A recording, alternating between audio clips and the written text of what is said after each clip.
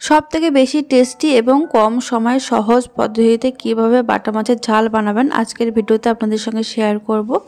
এইভাবে একবার হলো বাড়িতে বানিয়ে খেয়ে দেখুন, দুর্দান্ত টেস্ট লাগে গরম ভাতের সঙ্গে। দেখুন বাটা মাছের ঝাল বানানোর জন্য এখানে আমি 3টে বাটা মাছ নুন আর হলুদ এটা মেখে রাখবো 5 মিনিট। এবার একটা মশলা তৈরি করে নেব। একটা বাটিতে দিয়ে দিচ্ছি আমি 1 চামচ কালো সর্ষে দিয়েছি। এবার দিয়ে দেব 2 চামচ হলুদ সর্ষে। এখানে কালো সর্ষের পরিমাণটা কম থাকবে আর হলুদ সর্ষের পরিমাণটা বেশি থাকবে। দিয়েছি 1 চামচ পোস্ত। তারপরে দিয়েছি সামান্য নুন, হলুদ আর একটা কাঁচা লঙ্কা। এটা আবার জল দিয়ে মিহি করে বেটে নিয়েছি আমি। দেখুন ঠিক এইভাবে বেটে নিতে হবে। এবার এর মধ্যে আমি সামান্য একটু জল মিশিয়ে নিচ্ছি আর এরকম একটা ছাঁকনি নিয়ে নিয়েছি। এবার এটা ছাঁকনিতে ছেঁকে নেব। যাদের ধরুন সর্ষেতে পেটের সমস্যা হয় বা সর্ষে গেলে সমস্যা হয়, তারা যদি এইভাবে ছেঁকে রান্না করেন তাহলে কিন্তু এর যে সর্ষের যে খোসাটা এটাতে কিন্তু সমস্যাটা বেশি হয়। এটা কিন্তু যদি এইভাবে ছেঁকে দেওয়া হয় তাহলে কিন্তু কোনো রকম সমস্যা হবে না, গ্যাস অম্বল কিছুই হবে না। এইভাবে আপনারা করে খেয়ে দেখবেন, এতে কিন্তু খেতে আরও বেশি ভালো লাগবে। দেখুন এখানে আমি সর্ষেটা ছেঁকে নিয়েছি। এবার রান্নার জন্য কড়াইতে দিয়ে দিচ্ছি আমি সর্ষের তেল।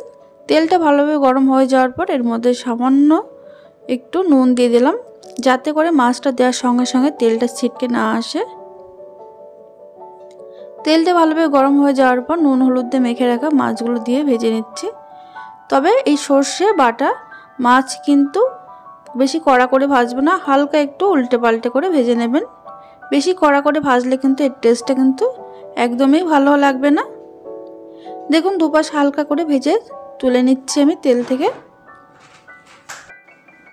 এবার যে মাছ ভাজার তেল তার মধ্যে আমি দিয়ে দিলাম 1/2 টিস্পুন কালো জিরে, দিয়ে দিয়েছি 3টে চেরা কাঁচা লঙ্কা, দিয়ে দিলাম অর্ধেকটা টমেটো কুচি আর দিয়ে দিলাম সামান্য নুন, দিয়ে দিচ্ছি সামান্য হলুদ। এবার গ্যাসের ফ্লেম লোতে রেখে এটা একটু নাড়াচাড়া করে নেব যতক্ষণ না টমেটোটা একটু নরম হচ্ছে। দেখুন 30 থেকে 40 সেকেন্ড নাড়াচাড়া করে নেওয়ার পর টমেটো কিন্তু একটু নরম হয়ে গেছে। এবার এর মধ্যে দিয়ে দিলাম আমি 1 কাপ মতো জল দিয়ে ভালো করে মিশিয়ে নিয়েছি। এই সময় আমি গ্যাসের আঁচ কিন্তু মিডিয়ামে রেখেছি। মিডিয়াম আঁচে এটা 2 মিনিট আগে ফুটিয়ে নিতে হবে। 2 মিনিট ফুটিয়ে নিয়েছি। এবার এর মধ্যে দিয়ে দেব ভেজে রাখা বাটা মাছগুলো আর দিয়ে দিচ্ছি সামান্য হলুদ। এবার এটা ঢাকা দিয়ে 2 থেকে 3 মিনিট মিডিয়াম আঁচে এটা রান্না করে নিতে হবে। দেখুন 3 মিনিট পর আমি ঢাকনাটা খুলে নিয়েছি। এতেই কিন্তু খুব সুন্দর একটা কালার চলে এসেছে মাছের।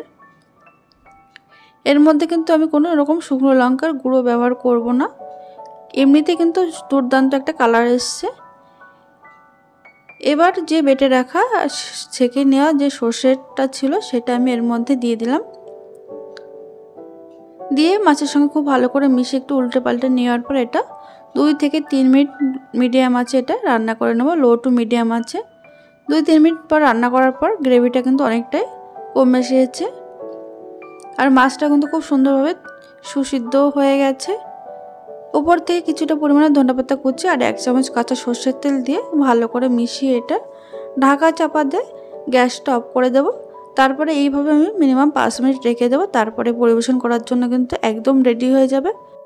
আজকের এই ভিডিওটি ভালো লাগলে লাইক আর সাবস্ক্রাইব করতে ভুলবেন না আর প্রচুর শেয়ার করে দেবেন। ভালো থাকবেন, সুস্থ